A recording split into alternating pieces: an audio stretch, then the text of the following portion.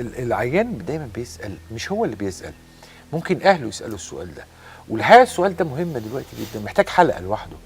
ايه اللي يخليه يرجع وزنه تاني؟ احنا شفنا حالات عملت تكميم ورجع وزنها، بس حالات قليله قدام حالات تانية نجحت كتير. بالظبط.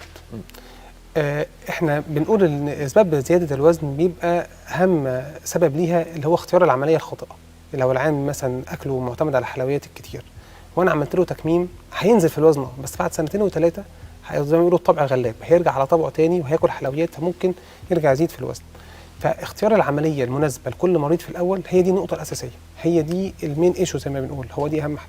نمره 2 اتباع التعليمات. احنا بنقول لمرضانا احنا بنوفر لكم متابعه مدى الحياه مع الدكتور شخصيا ومع الفريق الطبي، فتابع معانا، في لايف كوتش بيتابع معاك، في دكتور استشاري تغذيه بيتابع معاك، فانت تابع معانا مدى الحياه عشان لما يحصل حتى شويه مثلا ان الدنيا مش ماشيه مظبوط او بدا احساس بان انت عايز تاكل اكتر شويه، احنا بنلحق القصه دي وبنقدر نظبطها.